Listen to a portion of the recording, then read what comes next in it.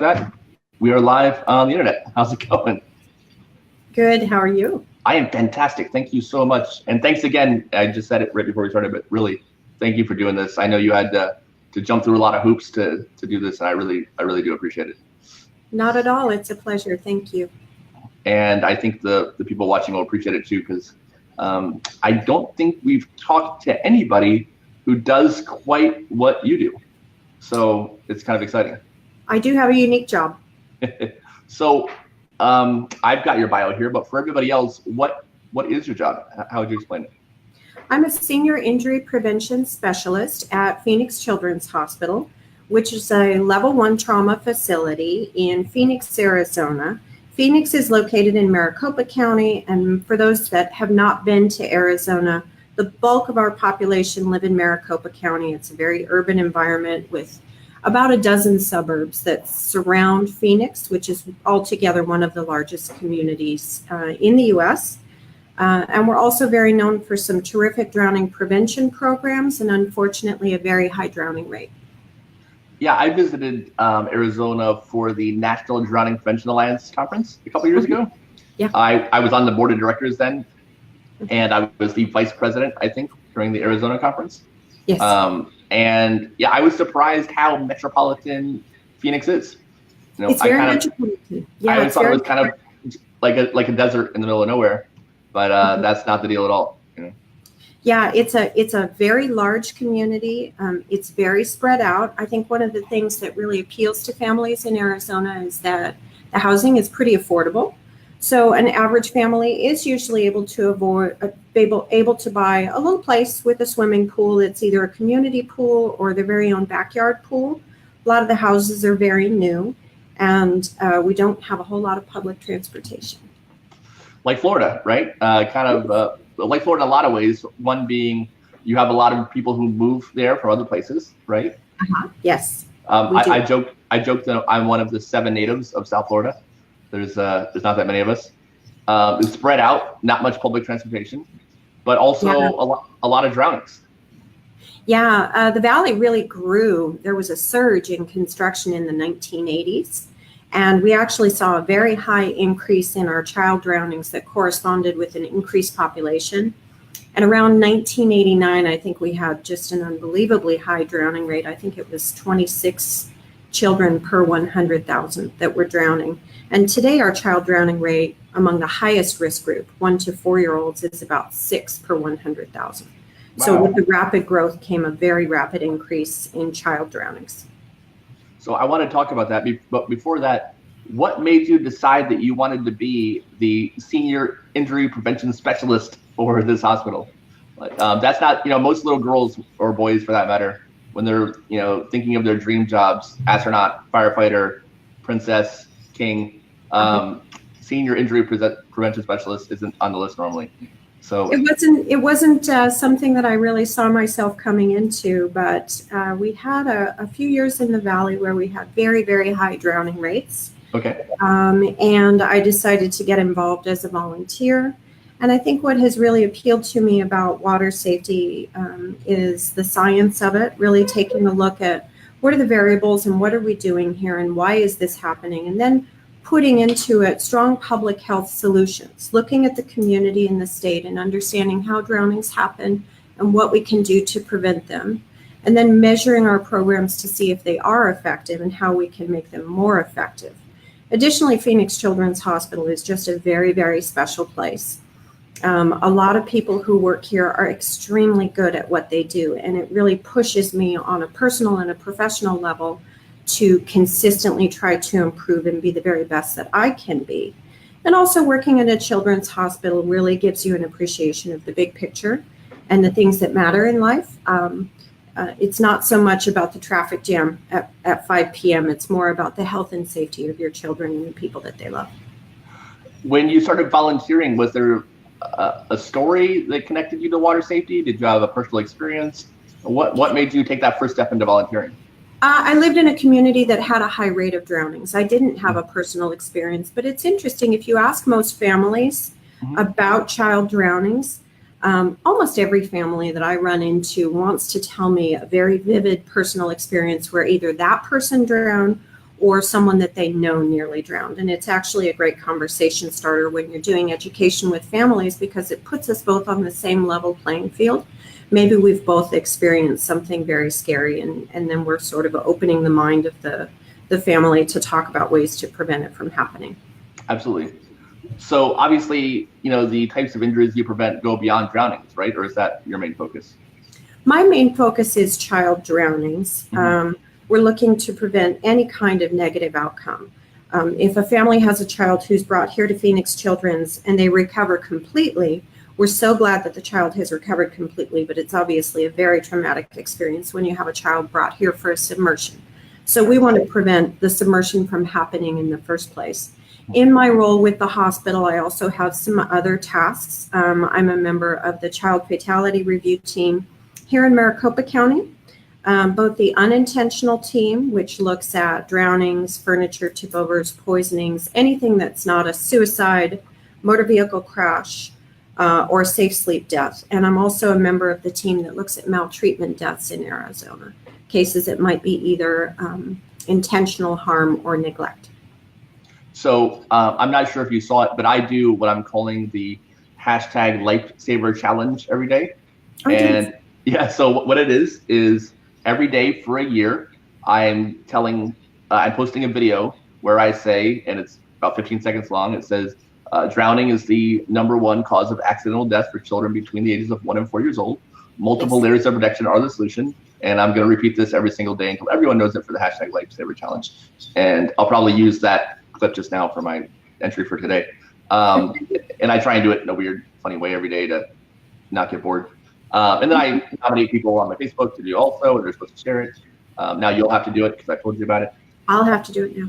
But I noticed you said unintentional, and I've had internal debate with myself and a little bit with other people, mostly with myself, whether I should say accidental death or unintentional death. Do you have an opinion on that? Do you think it matters? I do think it matters. I think a lot of injury prevention, it's very important to be precise. And when we take a look at child drowning deaths, what we see is a predictable pattern of events. It's almost sad. It is sad, and it's almost a little bit scary how consistent the scenarios that occur around drownings are. These patterns are very, very clear. So if a boulder rolled off of a mountain and crushed a car and a child were killed within that boulder, we were in an area where this had never happened before. There weren't landslides. It's just a random act of God. I would consider that accidental, something that maybe we didn't see coming and there was nothing that we could have really done to prevent it. When we look at child drownings, what we see is a very predictable sequence of events. We know who's at risk. We know where it's most likely to occur. We know the behaviors that surround the event, and we know the steps that can be taken to prevent the submersion from occurring in the first place, as well as the steps that can be taken if there's a lapse in supervision to get a child to safety as soon as possible. So that's why you'd use the term unintentional over accidental. And it's funny you put it that way. In the early 2000s on our website, we had a part of it where it said that an accident is something you can't foresee coming. Drowning is predictable. Therefore, drowning is not an accident, and because it's a foreseen consequence of not putting in the proper layers of protection. We actually took a lot of flack for that at the time because people got upset that of course I didn't drown my kid on purpose. It was an accident. So we ended up changing the verbiage a bit just to keep everybody copacetic. But I've been of that same mindset for a long time, that drownings are so prevalent, and just like you said, the way they happen is so pattern driven that the word accident really doesn't quite cover what's actually happening. Right. And even in cases where maltreatment occurs, about 1 in 3 drownings in Arizona is classified as a maltreatment death. In most of those cases, we see a situation where there was neglect, where the level of supervision or the chaos that was present in the home was so high that it became predictable that the child might have been injured. Among maltreatment deaths, mostly what we do see is neglect, not intentional homicide. There are cases where an adult intentionally harms a child by drowning them. Those are very rare. So I think it's important, if we really want to get to the heart of the problem, we have to look at things that are difficult to see. And the fact that sometimes child neglect occurs is very important for us to face. We need to face it with compassion and dignity and public health proven strategies that can reduce risk. And there are research-based strategies that can help us to reduce the risk of neglect in families. And I think it's important to mention, because you said that's 1 out of every 3, right? About 1 in 3. Yeah, but which means that 2/3 of those weren't neglect. And I think that's important for people to realize, because the idea that drowning is something that only happens to bad parents is a narrative you hear repeated all the time. Mm-hmm. And if we can hammer home that message that at least 2/3 of these weren't neglect, then I think people can internalize that message, realize that they might be at risk for this based upon the fact that this happens to good parents just like them all the time, mm-hmm. and not just bad parents. And I'm glad that you have those numbers so that you are communicating that. Yeah, and I think it's very important also to realize that 100% of the families that I come in contact with love their children and want to be better parents. In the context of our culture right now, there's a tremendous amount of pressure on parents to be better and better and better at what they do with their children. But we're not investing a whole lot of time, money, and resources into helping parents to be better at that job of parenting. So, for example, one of the things that we provide here at Phoenix Children's Hospital is a PPP parenting program to help us with basic parenting. The highest risk age group for drownings at the national level, as well as here in Arizona, is the 1 to 4-year-olds. These are a tough age to parent. They're emotional. They have no self-control. They don't know the difference between real and make-believe. They're clumsy, so they may be more likely to fall into a swimming pool. And they may have swim skills one moment, and the next moment they may panic and completely forget what to do. They're not intentionally being difficult children. And when we put a lot of pressure on parents to be a good parent, what we're doing is we're making those parents feel that they're being judged. And when we can all sit down together and talk about our stresses as a parent, what's difficult about swimming with a 2-year-old and what we can do about it, then we can actually make a difference and reduce risk. Yeah, you're right. It is a tough age group. I think of a 2-year-old as just a small tyrant, just a little dictator of a house. Yes. And, it is tough. And, there's so many things to manage in your life. And, you're thinking about, are they getting enough mental stimulation and what's going on? And, are we teaching them right? I think safety might actually take a backseat sometimes. And I think we may not appreciate the right safety things to be focused about. We're hypervigilant about, kidnapping and don't talk to strangers, something that almost never happens. And maybe not as vigilant as we should be about literally the number 1 cause of unintentional death, which is in their backyard. Yeah, correct. And we also have to remember that not every single family is coping with the same stresses. Some families have, good jobs and stable home environments, and they're able to really thrive. And some families are doing the best that they can in an environment where there might be poverty, or perhaps the family is coping with really high stresses, such as addiction and mental illness. And we have to make sure that we provide families with all of the resources that they need in all of these settings. So what does the PPP stand for in the PPP program? It's the Positive Parenting Program. The Positive Parenting Program. You can say that 12 times fast. No, thank you. So how long have you been the Senior Injury Prevention Specialist at the Phoenix Children's Hospital? I've been here for 15 years. That's it? Only 15? Only 15. Only 15? So you started there when you were 7? Yes, I did. It's impressive. Thank you. A child prodigy. Thank you. So what makes Arizona in particular a place where drowning happens? What are the unique risk factors in Arizona that you don't see other places?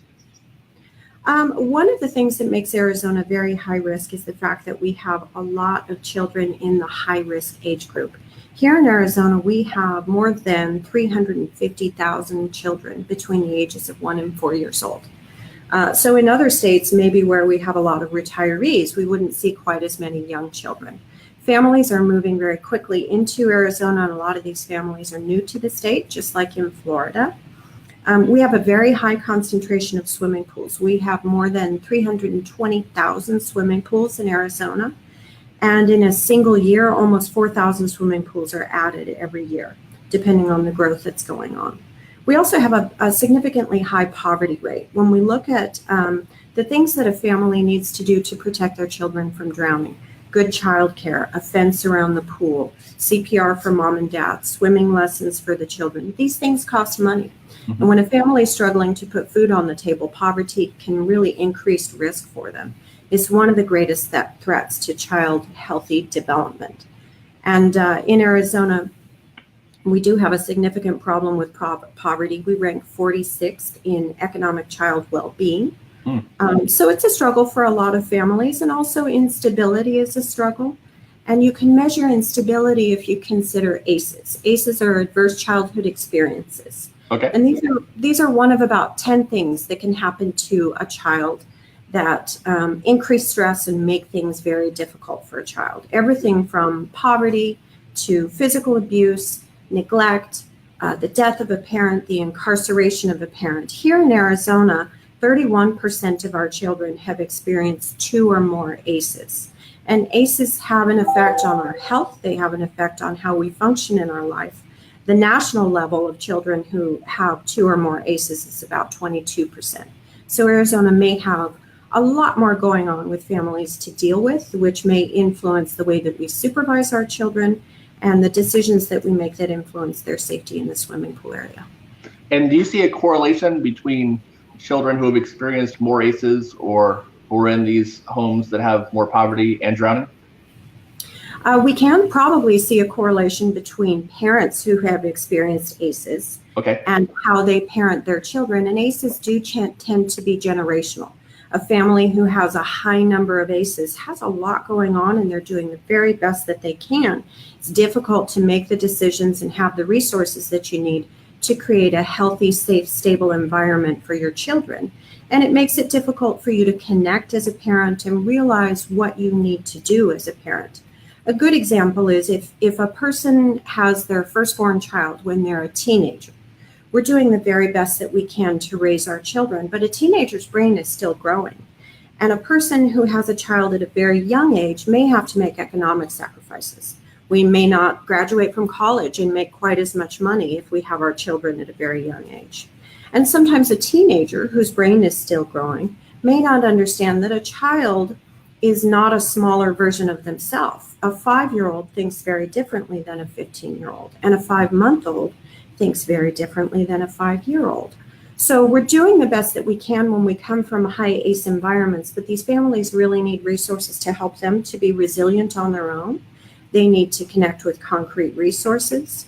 They need basic education about child development, which all families need. They also need to reduce isolation and spend time with others so that they have strong social support systems. You know, I talk a lot about drowning prevention on our Facebook and in this podcast all the time, and water safety prevention. And I want to get to that with you also. But given your environment in the hospital, I thought you might be able to shed some light on what you see when the prevention fails and someone does come to the hospital for a submersion incident. What does that look like? What are things that people can do, once the child is in the pool and they've been discovered? What should they do at that point? What does that process look like? And what are the different scenarios that can branch out from there? Sure. So emergency preparedness is about preparing in advance for the emergency. Sure. Really making sure that you have current CPR skills with rescue breaths for any adult who's supervising children is critically important. Mm-hmm. I've probably met 5 really wonderful, amazing young adults whose lives were saved when they were children, when they were found in a swimming pool and given proper CPR.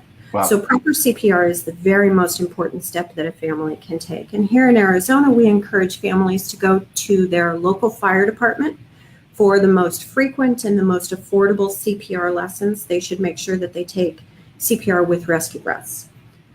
Before we find ourselves doing CPR, I think it's very important for families to recognize that if a child is missing, the swimming pool is the most important area to go to first. Mm-hmm. And if the water is cloudy from chemicals or dark green because it hasn't been maintained properly, they need to take something that's very long and push it down into the water and drag the bottom of the pool area. Mm-hmm. Get the child out immediately, start CPR, and call 911. Nowadays, most families are not using landlines. We're using cell phones. Yeah. So it's very important that you be able to tell 911 where you're located so that you can get the medical providers there as soon as possible. Arizona does have a significant refugee population. We do talk to refugees about what it means to call 911 and the fact that here in Arizona, the firefighters and police officers will be there to help you, not to prosecute you. We don't want families putting their child in the car and trying to find their way to the hospital themselves. That really delays their care. So does that happen quite a bit? It does happen sometimes, and I haven't seen scenarios where it's happening because a family definitely is afraid of the police, but I have seen scenarios where families are just very, very afraid. They're very anxious, and they're not thinking clearly, and they just want to get some help. So maybe they try to go to the local fire station, or maybe they try to go to the closest hospital down the street. It comes from good intentions. It's an incredibly intense situation if a child is found in a swimming pool area. So really advising families about what we should do before the emergency happens is very, very important. Once the EMS providers arrive, they get child to the hospital as quickly as possible, and they're going to do everything that they can to really get the child the most important care and get them here quickly. Our teams will respond. We're a level 1 trauma facility, so we have an abundance of really wonderful staff and equipment here, and we'll do everything that we can to try to bring that child back to a healthy condition. Some children will recover completely. Quite a few children will not. We'll have some children who suffer a long-term neurological impairment and lifelong injury, and some children pass away as a result of their injuries. And here in Arizona, that's about 30 fatalities a year. You may be able to speak to this, or maybe not. It might not be your area. But what kind of treatments are done to a child in the hospital to try to bring them back? I think that would probably be an area of expertise for a physician. Sure. My area of expertise is really preventing the injury from happening, and I provide some resources to families after the incident has occurred. So, on the prevention side then, if you could, wave your magic wand and make every pool as safe as possible, what would those pools look like? I think I wouldn't focus on the pool. First, okay. I would focus on the family. Sure. And I would try to look at that family and find out, are they getting the resources that they need to thrive as parents? Mm-hmm. The American Academy of Pediatrics is actually beginning to ask families about food insecurity. Because if a family is food insecure, it may not be apparent. We may not know if a family is struggling with poverty. So talking to families about their ability to fence their pool. Do you have a pool at home? Does it have a fence around it? That's very important. Second to that, I think it depends upon the family and how I come into contact with them. We have a variety of ways that we interact with families. So we have workshops and we have materials, we have awareness events, and we're doing some research studies. If I have a casual conversation with a family in an elevator, it's going to be a very brief conversation. I think probably the one thing that I would look to share with any family is what does good supervision look like? And I have a little visual aid for you here. This is called a boss of the pool tag. This is the person who's in charge of watching children in the water. And we have everything in Spanish, English here. We have quite a significant number of families here who may not speak English. So you wear this just like so. The boss of the pool tag goes on to the adult who's watching children in the swimming pool area. And there's some qualifications for the boss of the pool. First of all, it has to be an adult, not a child. You have to be feeling your very best to supervise children in the swimming pool area. It's rough to supervise a 1 to 4-year-old in the pool. This is a really high maintenance age. So if you're not feeling physically well, if you're tired that day, it's not the day to go swimming. If you're stressed out because you just lost your job, probably you're going to be distracted. If you have had too much to drink, you should not be the boss of the pool. The boss of the pool should be able to swim so that they can make a rescue. And it's important for the boss of the pool to be close enough to see the child's face. If we're looking back at the child's head, we can't tell if the water's below the chin or above the nose. So the boss of the pool has to be close enough to make a quick rescue for the child, able to see their face. I've got another little visual aid here. Here's my cell phone. A cell phone is a huge distraction for parents, so we really encourage them to turn it off.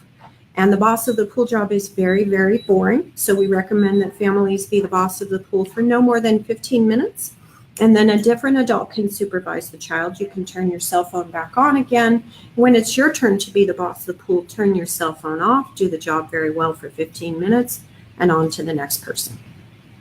Yeah, these I haven't heard that terminology, but yeah, the water watcher idea, and I like the boss of the pool one probably as good as any of the other ones. I think it's critical, and I've seen a bunch of different strategies on how to do it. The lanyards are great. I saw one recently where there was a water watcher chair that was stuck next to the pool, and if the chair was empty, they knew that there was nobody watching. So the idea was to always have a butt in the chair, right? But yeah, critically, supervision during pool time needs to be. I think each parent should be responsible for watching their own child, but there should be, like you said, one water watcher whose job for 10 or 15 minutes or whatever sub 15-minute time allocation you decide. It should be very clear who's responsible for that time. Right, and if it's a single parent, I tell them that I wouldn't want to swim for 2 hours straight with a 2-year-old. You might just want to swim for 30 minutes with a 2-year-old. And it's okay if you go out to the pool area and there's a temper tantrum. Being flexible as a parent is one of the best ways to really roll with the punches and enjoy yourself and build quality memories with your children. So if you go out to the pool area and there's a giant temper tantrum at the 20-minute mark, maybe you're not going to swim for 30 minutes. Maybe you'll just swim for 20. That works too. So what does a drowning typically look like? Here in Arizona, what we tend to see is in the pattern, number one, it's the 1 to 4-year-olds who drown most consistently. And when we look at 1 to 4-year-olds, what we see is a lot of children who are found in a residential swimming pool. So either a backyard pool, their own home, or a relative's pool, or an apartment complex pool. Usually these children are in the care of one or both of their parents. We see many scenarios where there's more than one adult who is expected to be supervising a child at that time. Here in Arizona, our drownings peak with our hot weather. We begin to get warm really around May, and we stay warm through September. So we do see more drownings May through September, but the 3 worst months for us are June, July, and August. And we can see patterns related to the day of the week. We see more drownings happening on Friday, Saturday, and Sunday, more with our leisure time. We see a peak in drownings around summer holidays like the 4th of July, Mother's Day, Father's Day. We also see a peak in drownings around time of day. And we see more drownings that are happening between, say, 5 p.m. and 8 p.m. or 4 and 7. And these are the times of day that I would associate with meal times for children. When we look at drownings in child fatality review, we often see that a family was in a swimming pool area. They were moving into the house to go and eat their dinner or go and prepare their dinner, and the child made their way back out to the pool area during that transition. So when we look at our messaging for families, if we're talking to families about summer safety around barbecues, that's a really great way to have families understand the highest risk times and how we can prepare in advance to prevent a drowning from happening. You talked about educating the families. Beyond that, what do you recommend to parents to prevent drownings? When I work with families, I think a really good example is our Playing It Safe workshops. So we do 1 hour free workshops with families with the support of our local utility, SRP, Salt River Project. Nice. And in these workshops, what we've done is we've taken the pillars of a program called Strengthening Families, which is designed to reduce maltreatment. But these are pillars that every family needs and should be looking at. And this is increasing parental resilience, understanding child development, reducing isolation, connecting families to resources. So when I talk with families, I'll talk with them for a full hour in the workshops, and we talk about what's normal for a child in this age group and what stresses you out as a parent and what are you really good at. As the name implies, Strengthening Families really looks at your strengths and helps you build up your strengths as a parent.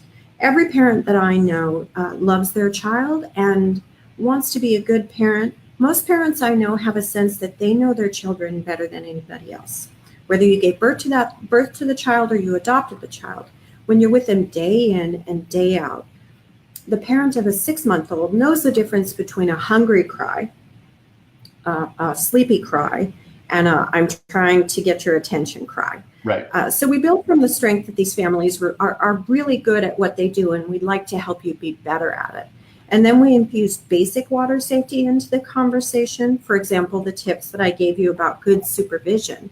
We bring these tips in the context of increasing your social support network. So when you're at a swimming pool party, which is very important to spend time with the people who love you and to build your social support network, how can we make sure that water safety is really important? Perhaps you might like to include a life jacket for your children.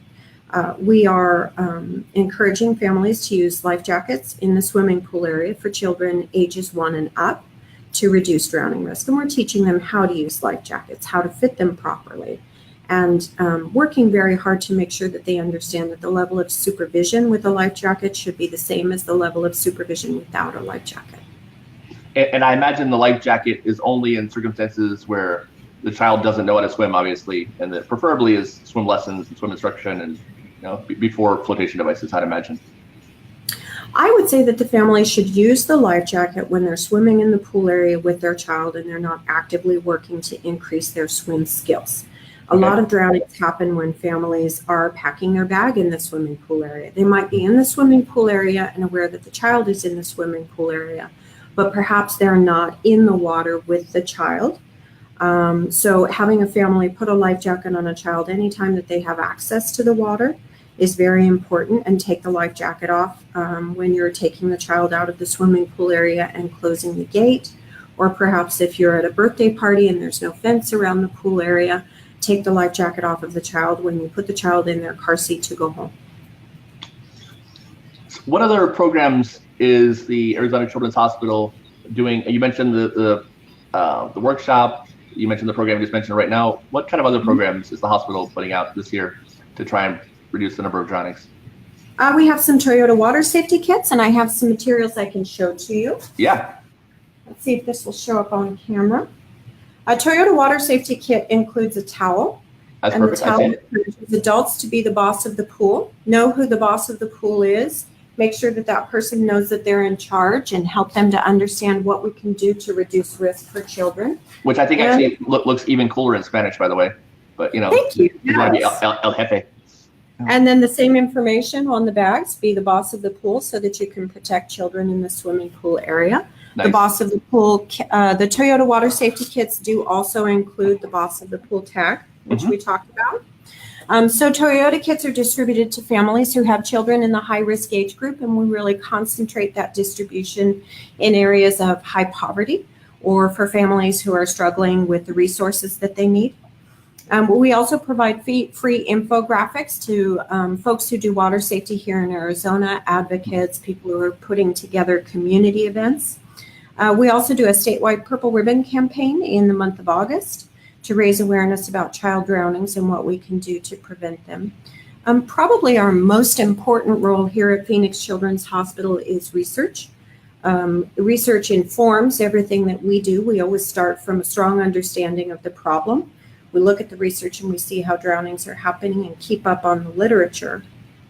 We also have a number of studies that are looking at how we can prevent drownings from happening, or we're looking at the circumstances of drowning. So for example, we have a life jacket study that we're doing here at the hospital. We worked with families in low acuity settings in the emergency department. So that means a child who's coming in with a less minor issue. Perhaps they have an ear infection, as opposed to a child who's been involved in a major car crash.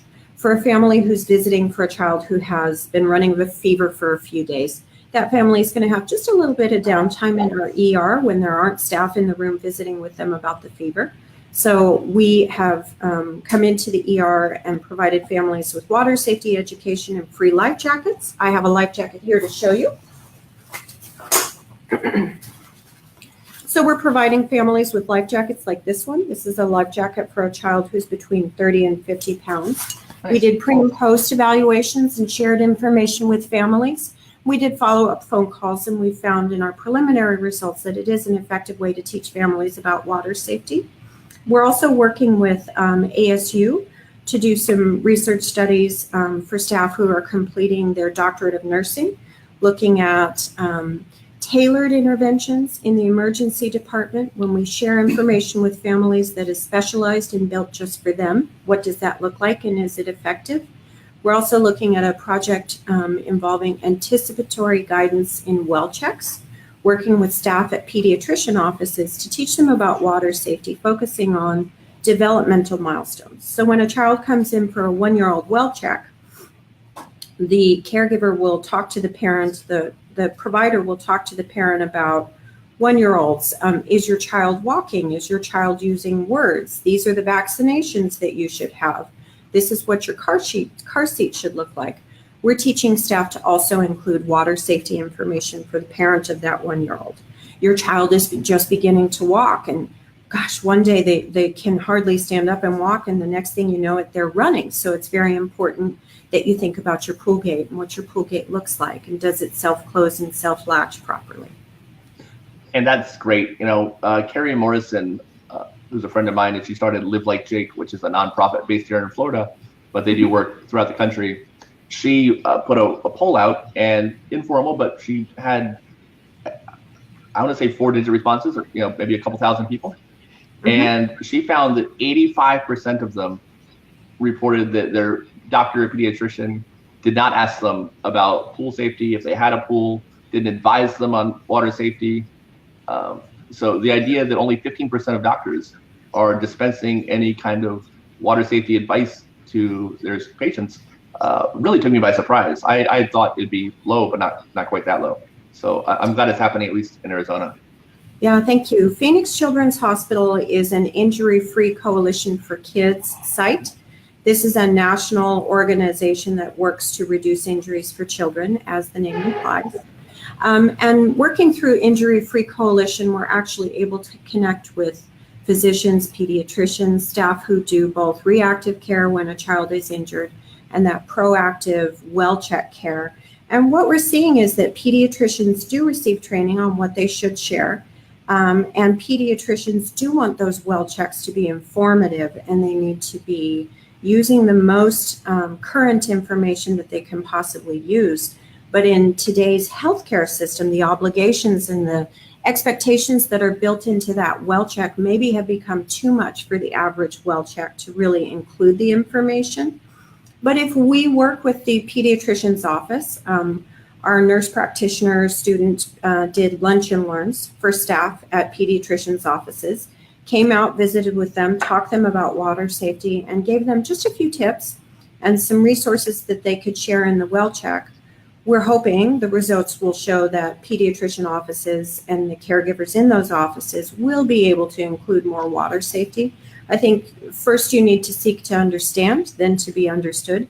So when we look at what's happening in the pediatrician's offices, we really need to connect with those professionals and find out what's going on in that office and what can they do and what can't they do. And that's where public health is a very important bridge, working with people in the healthcare system and trying to find common ground and ways that we can work together to reduce child drownings is probably the most promising focus in the future. And beyond just measuring the number of drownings that are happening each year, how do you go about measuring the success of the programs that you're implementing? That's a great question. Well, we work very hard to evaluate and assess all of our programs. First of all, we do monitor the child drowning rate, and we've begun to look at hospitalization data. Hospitalization data is available here in Maricopa County, and it looks as if our hospitalization rate may be almost 3 times as high as the national average.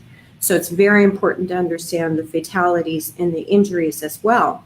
A good example is our Toyota water safety kits. When we share kits with families, we ask them just a few quick questions. How many kids live in your home? Which zip code do you live in? And I ask parents, when you're in the swimming pool area, where's your cell phone? It can be in your hand, it can be in your bag, or it can be in your house. Where do you like for your cell phone to be? And families will look at me like, why is this strange lady asking me this question? Right. But it's really a conversation starter. So if a family wants to have their cell phone in their hand, why? Do they want to have their cell phone in their hand because they want to take pictures of their child? I personally have very Instagram-worthy children, and I would love to put their pictures up on Instagram. But maybe while I'm swimming with them, I can hold off on doing that. Or maybe I can have a second adult take those pictures. And then I can have a conversation with the person about how important it is to have really good supervision in the swimming pool area. For our Playing It Safe workshops, we do a pre and post assessment, and we ask parents questions about their beliefs about risk and what stresses them out in the pool area. The other thing that we work very hard to do is have the parent walk away feeling better about themselves as a parent. We ask parents, are you a good parent? And could you be a better parent if you connected with friends and family? And do you have a plan for that? And what we see is from the pre to the post, the families are feeling better about themselves as parents because they do see that they're working hard on some things. They also see a path forward that they can become a better parent. In the case of our life jacket research study, we did follow-up phone calls with the parents, and we asked them, did you use your life jacket? Did you go swimming? If you went swimming and you didn't use your life jacket, what made you decide not to use it? And how do you think that this program overall has helped you to reduce child drowning risk, or has it not helped at all? So constantly asking the parents for feedback and constantly listening to parents about what their struggles are is very, very important, because parenting a 2-year-old today is not the same as it was 5 years ago, 10 years ago, 15 years ago. Everything is rapidly changing for parents. So we really need to understand their perspective and listen to them. You know, the media does a great job of getting, my trash can just opened up behind me. Sorry about that. I saw that. I saw it's voice activated, but it's opening. Okay. I don't know what it thinks about what I have to say, apparently, but you know, so the media is really good at educating the public about some threats, right? Peanut butter went bad, and we all knew about it, right? Yes. You know, romaine lettuce had a scare for a minute, and everyone and their cousin knew about romaine. But those threats are relatively minor compared to the threat that drowning is to children. You know, drowning is literally the number one cause of unintentional death for children between 1 and 4. But yet it doesn't seem to get the attention that a lot of other things do that are, at least statistically, not nearly as big of a deal. Why do you think that is? And what do you think we could do to maybe do a better job of that? Here in Arizona, our local media are very keyed into the issue. And when a submersion occurs and a child has to be transported to a local hospital, there's a pretty good chance that the media will cover that. Here's the challenge with using media as a tool to reduce injury. First of all, it's not a research-based method. Right. When we look at programs to spend dollars on media coverage, let's say PSAs, when you look in the medical literature, we haven't necessarily proven that media coverage can effectively reduce injuries. So perhaps we should look at media as a helpful resource to us, but not as an educational tool. If it's a helpful resource to us, what can we share with families when a drowning occurs? The challenge can be a reporter's day is incredibly packed. And a reporter who's in a vehicle driving around covering stories in a place like Maricopa County, Arizona, they're going to cover 6 stories in one day. And they have to package all those stories by 3 p.m. And many of those stories, they will have come across the issue for the very first time because there's so much happening in a city the size of Phoenix. So that reporter may not have the resources to really do an in-depth analysis and talk to the viewer about what they need to know about child drownings. So if the staffing isn't adequate for really deep coverage, what you're going to see is a piece that tells us that a 2-year-old was taken from a swimming pool in Glendale, Arizona. She was in the care of her mother. She was taken to a local hospital and she's critical. And then boom, we're off to weather. If we wanted to do more effective use of the time when we're watching TV and when we're putting together TV spots, maybe we should talk about 2-year-olds and what they're like developmentally. A 2-year-old girl was found in a swimming pool today. Did you know that 2-year-olds don't know the difference between real and make-believe? And this is an age where children, maybe they just don't have the self-control to listen to mom and dad and stay in their room during nap time. So this very scary incident is a great lesson to all of us to make sure that when it's nap time, the entire house is secure. If you have a security system on your home and it's nap time and you're very tired and you want to take a nap yourself, turn your house alarm on so that if the 2-year-old tries to leave the house to go to the swimming pool area, the house alarm will wake you up. And is there a doggy door in your home? Did the child make their way out the doggy door? Let's try to secure the doggy door in a way that the child cannot get through. So trying to take incidents and learn more from them and put better coverage together may help us educate the public, but media coverage is not a research-proven method to reduce child injury. What we really need to do is have evidence-based programs that measure and target those who are highest at risk for injury. No, and that makes perfect sense, though I always do think that they do a really good job of getting some information out there, but it seems for whatever reason they gloss over really the biggest threat, and I feel like it's a constant struggle to try and to get a bigger spotlight on what they should be focusing on, but that may be a battle uphill that's not worth having also. Well, I think that, local reporters here, one of the things that we don't discuss very often in the news is the way that drownings affect reporters. When reporters have to cover child drownings, it's very difficult for them. And they understand full well that the last thing in the world that the family wants to do is talk with a reporter about what happened. But it's their job to tell the community about newsworthy things that are happening. So that reporter needs to share what happened. That reporter's on a very traumatic scene, and they're doing the very best that they can to cover the issue in an educational and informative way. We have to think about what we can do for that reporter to help them do their job efficiently and have them share information with families.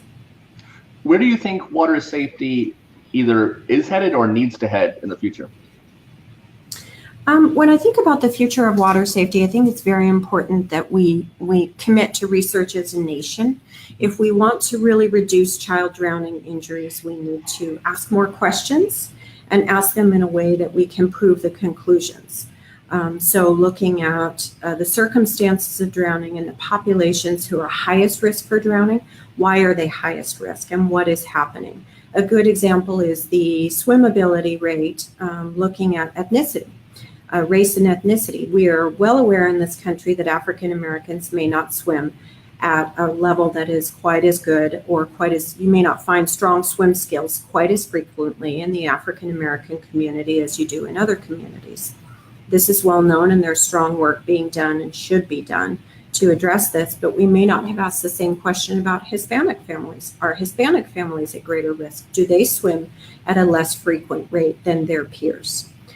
So we need to do strong research and understand that. We also need to look at programs that are built to prevent injury and either conduct research with those programs or demand really strong evaluation of those programs so that when money goes into injury prevention across the nation, we can prove a return on investment and spend as much time and money efficiently working to prevent drownings as we possibly can. I also think it's very important that we target the vulnerable populations, really look at the populations who are greatest at risk. If I'm in the shopping mall on Saturday afternoon, every family should talk about water safety, but those who have a 1 to 4-year-old pop to the front of the list for me. And then you begin to look at families who have a swimming pool at home, families who maybe are struggling with ACEs, working with communities who have ACEs, and working to get prevention information into the hands of families who are struggling with high stress is very important. So some of the Playing It Safe workshops that I do, I may be doing in a domestic violence facility or at a facility helping adolescent parents as they learn to parent their children. I may be working in a homeless facility because a lot of families who are homeless won't be living in their car full time. Sometimes they're going to crash on someone else's couch. Sometimes they're going to wind up in an apartment complex that might have a swimming pool. So getting information into those vulnerable populations is very, very important. And finally, replication, learning what's working and scaling it up, connecting with strong programs so that we can scale up and continue to do more of what does work and take an honest look at what does not work and stop doing that. That's perfect. And I think we can kind of wrap up there. Is there one more thing that you want to let people know before we finish here? Oh, I want to thank you for talking about the subject of water safety and for giving it a longer, a deeper dive into it and for informing families about it. I really appreciate it. Oh, well, thank you. We try, and you know, I've been doing this for over 20 years now, and I'm glad that it feels like we're hitting maybe a little bit more of a critical mass, especially with social media. And, you know, we have the ability to reach people on our own, you know, without the media.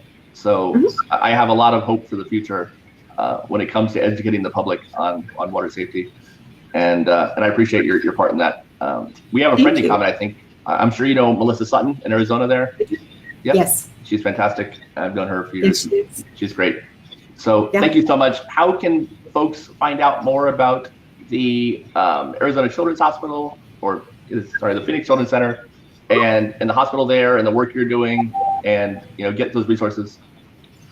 How can they find you? Go to phoenixchildrens.com and you'll find our water safety resources on the website. And the Twitter feed for the Center for Family Health and Safety is Kids Stay Safe. Perfect. Awesome. Well, thank you so much. I really, really appreciate it. Thank you. I am going to count on you to do the Lifesaver Challenge video, which thank you. Takes exactly 14 seconds if you do it selfie style. So it's not a big deal. And I look forward to that. But thank you, Tiffaney. I really appreciate it. Thank you. All right. Goodbye, everybody. Thank you all so much. And have a great, what's today? Monday. Monday. Oh, Monday.